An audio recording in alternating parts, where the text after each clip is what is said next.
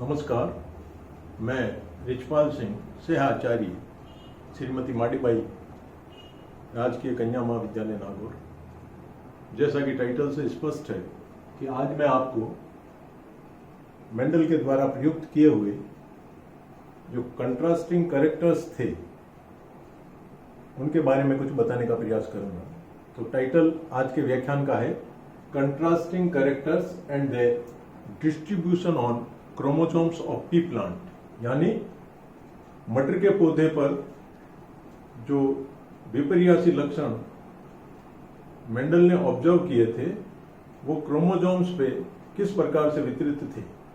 जैसा कि आप जानते हैं कि मेंडल एक भ्रूण में पादरी थे और उनके पिताजी की जो रुचि थी पादपों में थी और यह रुचि उन्हें उनके पिताजी से मिली। उनका भी पादपों की तरफ बहुत ध्यान आकर्षित होता था।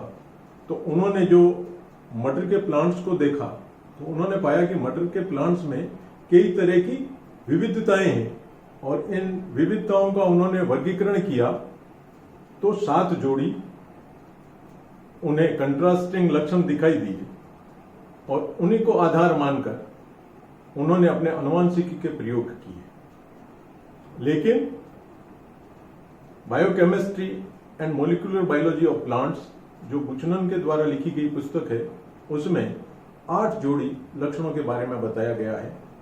तो मेंडल ने जो 7 जोड़ी लक्षण आइडेंटिफाई किए थे, पहचान की थी जिनकी, उन्होंने क्योंकि मटर में 7 जोड़ी क्रोमोसोम होते हैं तो उन्होंने यही सोचा था कि ये 7 जोड़ी लक्षण 7 क्रोमोसोम पर एक एक लक्षण पाया जाता होगा। तो ये 7 जोड़ी लक्षण कौन कौन से थे, तो अपन बात करते हैं। आरएस का मतलब राउंड सीड और रिंकल्ड सीड, येलो सीड और कोटिलीडन, और ग्रीन सीड और green cotyledon, grey seed coat और white seed coat, purple flower और व्हाइट फ्लावर, इन्फ्लेटेड पॉड और कंस्ट्रिक्टेड पॉड, ग्रीन पॉड और येलो पॉड। इसके अतिरिक्त लॉन्ग प्लांट और ड्वार्फ प्लांट और एक्सिलरी फ्लावर ऑब्लिक पॉड और टर्मिनल और एपिकल फ्लावर ऑब्लिक पॉड। तो ये जो 8 जोड़ी लक्षण यहां पे बताए गए हैं, ये 7 जोड़ी क्रोमोसोम्स पर वितरित थे। कौन कौन से क्रोमोसोम पर कौन कौन से लक्षण पाए जाते हैं इसके बारे में एच लैम्पर्चेट ने 1961 में बताया कि ये जो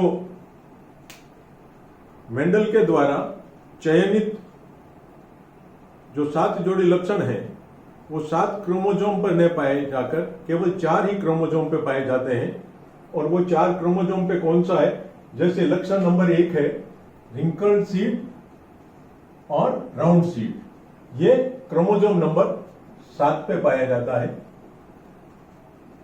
दूसरा लक्षण है येलो सीड और येलो कोटिलीडन, ग्रीन सीड और ग्रीन कोटिलीडन।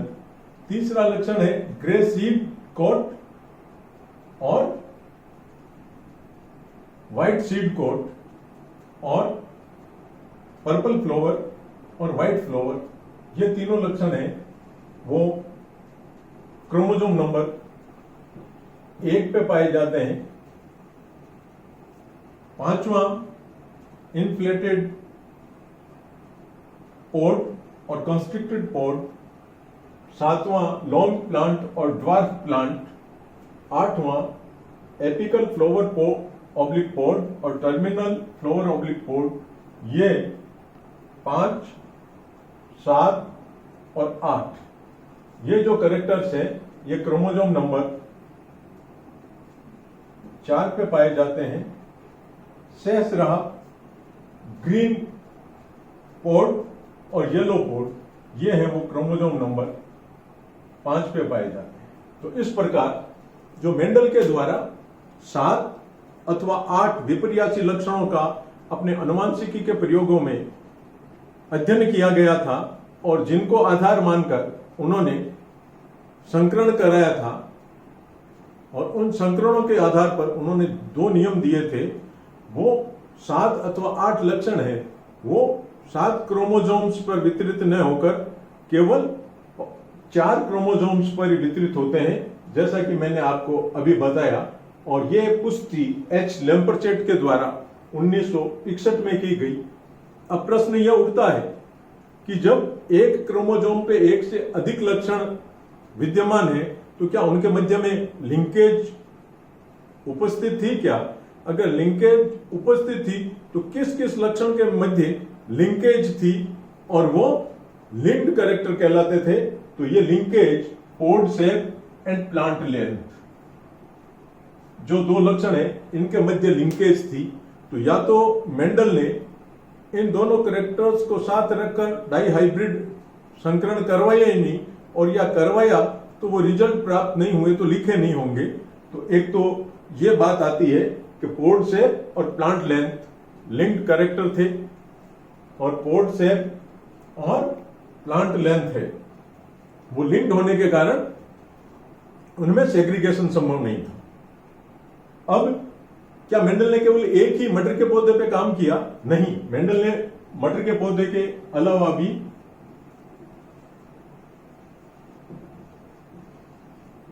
हिरेशियम नाम के पौधे पे काम किया था।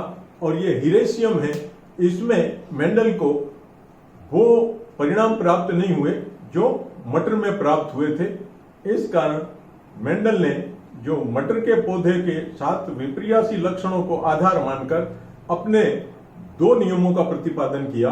जैसा कि मैंने पूर्व के व्याख्यान में भी बताया था, ये 2 नियम purity of gametes and independent assortment है। तो आज के व्याख्यान में मैंने आपको मेंडल के द्वारा चयनित 7 और कई लोग इन्हें 8 बताते हैं, अधिकांश किताबों में लिखा हुआ 8 ही है, लेकिन 7 क्रम संख्या देके लिखे हैं। तो ये 8 लक्षण हैं। इन 8 लक्षणों का किस तरह से कौन कौन से क्रोमोसोम पर कौन कौन से लक्षण वितरित हैं और कौन कौन से लक्षणों के मध्य लिंकेज है या सहलग्नता है, यह बताने का प्रयास किया।